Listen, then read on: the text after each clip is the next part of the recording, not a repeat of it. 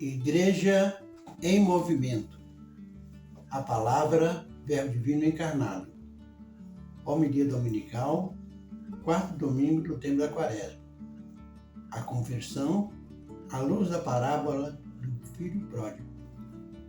Em nome do Pai, e do Filho, e do Espírito Santo. Amém.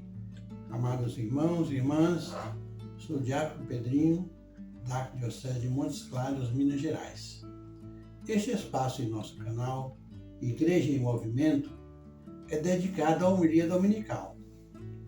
Aqui, nós aprofundamos no estudo e na reflexão da Palavra de Deus, iluminados pela Sagrada Liturgia, com o propósito de compreender mais plenamente o tema celebrado. O tema de hoje é a conversão à luz da parábola do Filho Pródigo. Amados irmãos e irmãs, com mais força do que o domingo passado, voltamos ao tema da misericórdia, muito ligado ao tema da conversão. Ambos os temas são centrais da Quaresma. Assim, como todos nós precisamos da conversão e penitência, todos precisamos da misericórdia de Deus. E a imitação de Deus, praticar a misericórdia com os outros, é parte integrante da dimensão humana. Deus é o Pai das misericórdias. De nós, Jesus dirá: felizes os misericordiosos, porque alcançarão misericórdia. Lucas é o único evangelista a contar a parábola do Filho Pródigo. Ela vem num conjunto de 3 parábolas, com as quais Jesus se defende da acusação forte que lhe fazem os escribas e os fariseus de que ele acolhe os pecadores, inclusive os publicanos, que eram os mais odiados e com os quais os fariseus e escribas evitavam de conversar. Jesus não só os acolhia e conversava com eles, mas ia também às suas casas e aceitava comer com eles. As 3 parábolas que acima referimos são a da ovelha perdida, a da dracma perdida e a do filho perdido. Nossa tendência é de olhar mais para a ovelha perdida, para a dracma e para o filho pródigo. Na verdade, as figuras centrais deveriam ser o pastor que vai atrás das ovelhas, a mulher que procura o dinheiro extraviado e o pai que abraça o filho que retorna. 3 retratos de Jesus, 3 exemplos práticos para o cristão, 3 situações não raras na nossa vida. Estas parábolas retornar-se-ão no 24º domingo do tempo comum deste ano. Ocorrem nelas algumas categorias de pessoas que marcavam a sociedade do tempo de Jesus. É bom termos um pouco de clareza sobre elas, para entendermos que Jesus fala para todas elas. É bem provável que, em algum momento, nós nos encontremos numa dessas categorias. Vejamos. Os publicanos. Hoje, diríamos cobradores de impostos. No tempo de Jesus, a Palestina estava subjugada pelos romanos. Todos deviam pagar pesados impostos sobre terras, animais, plantas, número de filhos e até do sal usado. Essas taxas eram cobradas por funcionários comissionados por Roma. Esses, por sua vez, montavam escritórios e tinham seus cobradores próprios. Eram odiados por todos. O apóstolo Mateus era publicano. Os fariseus formavam um partido político religioso. Estudavam as leis de Moisés, as tradições e procuravam cumpri-las à risca. Tinham muitos adeptos, Seus opositores eram os saduceus, classe mais liberal, composta pela aristocracia sacerdotal. Anás e Caifás eram saduceus. Os fariseus tinham prestígio e impunham respeito. Sonhava com uma teocracia, isto é, um governo chefiado por Deus ou por um delegado divino. Jesus não condenou a doutrina dos fariseus, mas foi duro com seus comportamentos hipócritas, soberbo, exclusivistas, legalistas e exagerados. São Paulo era fariseu, como Nicodemos também o era.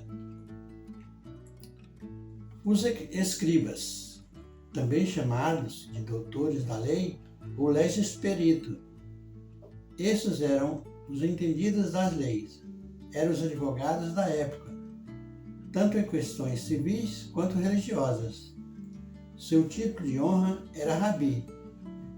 Como toda a legislação se baseava na Sagrada Escritura, eles entendiam do assunto e, por isso, faziam-se também de mestres da espiritualidade, concorrendo com a classe sacerdotal. Jesus condenou-lhes o casuísmo, a hipocrisia de seus comportamentos e a sua vaidade.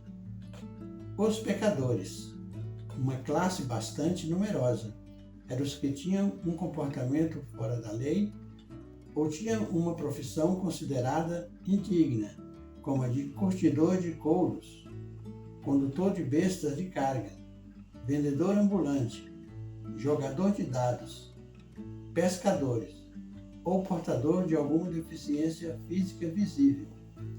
Pecadores também eram os pagãos e todos que ignoravam a lei de Moisés. E pecador tornavam-se quem frequentasse a casa de um deles. Não é de estranhar, portanto, que os fariseus consideravam Jesus como pecador, já que comia com eles. Os 4 apóstolos pescadores, Pedro e André, Tiago e João, provavelmente eram vistos como pecadores.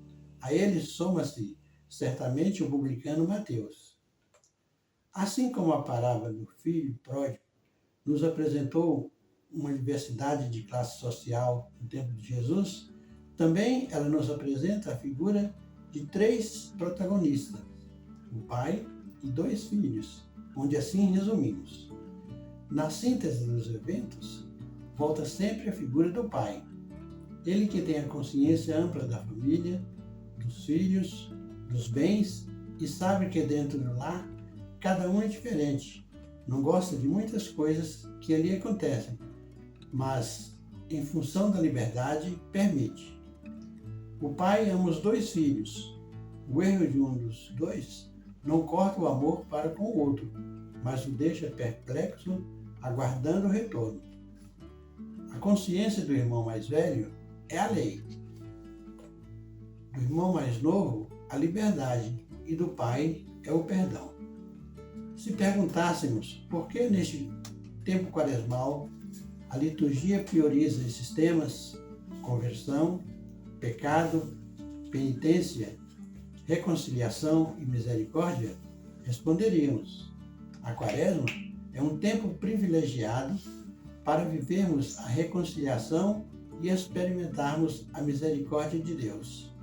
Somos chamados a refletir sobre nossas faltas, buscar o perdão do sacramento da confissão e renovar nossa comunhão com Deus e com os irmãos. Esse tempo nos ensina a sermos misericordiosos como o Pai é misericordioso, praticando o perdão e a caridade. A reconciliação nos liberta e nos fortalece para viver como os discípulos de Cristo, enquanto a misericórdia nos aproxima do coração de Deus, fonte de amor e compaixão. Neste tempo, não se deve perder a oportunidade de perdoar e ser perdoado. Recomenda-nos o Senhor Jesus. Felizes os misericordiosos, porque alcançarão misericórdia. Em oração vos recomendo. Ó Deus de bondade, concedei que, formados pela observância da Quaresma e nutridos por vossa palavra, saibamos mortificar-nos para vos servir com fervor, sempre unânime na oração. Por nosso Senhor Jesus Cristo, vosso Filho, na unidade do Espírito Santo. Louvado seja nosso Senhor Jesus Cristo, para sempre seja louvado. Oremos. Ó Deus, que por vossa palavra realizais de modo admirável a reconciliação do gênero humano, concedei ao povo cristão correr ao encontro das festas que se aproximam, cheio de fervor e exultando de fé. Por nosso Senhor Jesus Cristo, vosso Filho, que é Deus, que convosco vive e reina na unidade do Espírito Santo, por todos os séculos dos séculos. Amém. Deus nos ama com amor gratuito e misericordioso. Confiantes, peçamos que Ele atenda às nossas preces, dizendo: dai-nos vida e luz, Senhor. Iluminai, Senhor, a vossa igreja, para que seja sempre um sinal da gratuidade e da vossa misericórdia. Confiante, peçamos que Ele atenda às nossas preces, dizendo: dai-nos vida e luz, Senhor. Ajudai-nos, Senhor, a viver o amor sem procurar nossos próprios interesses e sem recusar a ninguém a confiança e o afeto. Confiantes, peçamos que Ele atenda às nossas preces, dizendo: dai-nos vida e luz, Senhor. Animai, Senhor, todas as pessoas e grupos que promovem a reconciliação e a paz. Confiantes, peçamos que Ele atenda às nossas preces, dizendo: dai-nos vida e luz, Senhor. Despertai-nos, Senhor, para reconhecer e superar todas as formas de injustiça e opressão. Confiante, peçamos que Ele atenda às nossas preces, dizendo: dai-nos vida e luz, Senhor. Manifestai, Senhor, a vossa misericórdia em nossas ações e gestos de fraternidade. Confiante, peçamos que Ele atenda às nossas preces, dizendo: dai-nos vida e luz, Senhor. Senhor, ouvi o grito dos pecadores, fazei que, libertados de todo mal, contemplemos vossa face jubilosa, por Cristo nosso Senhor. Confiante, peçamos que Ele atenda às nossas preces, dizendo: dai-nos vida e luz, Senhor. A nossa proteção está no nome do Senhor, que fez o céu e a terra. Amém. Deus vos abençoe e vos guarde. Amém. Ele vos mostre a sua face e se compadeça de vós. Amém. Volva para vós o seu olhar e vos dê a sua paz. Amém. Abençoe-vos Deus Todo-Poderoso, Pai, Filho, Espírito Santo. Amém. Agradecidos pela vossa companhia, aguardo-os na próxima semana com novas reflexões sobre a liturgia do quinto domingo do tempo da Quaresma, onde continuaremos a reflexão sobre a conversão, dessa vez iluminados pela parábola da pecadora adúltera perdoada. Inscreva-se em nosso canal, fazendo suas considerações e sugestões. Se merecermos vossa confiança, indique-nos a outros irmãos e irmãs. Esperamos por você.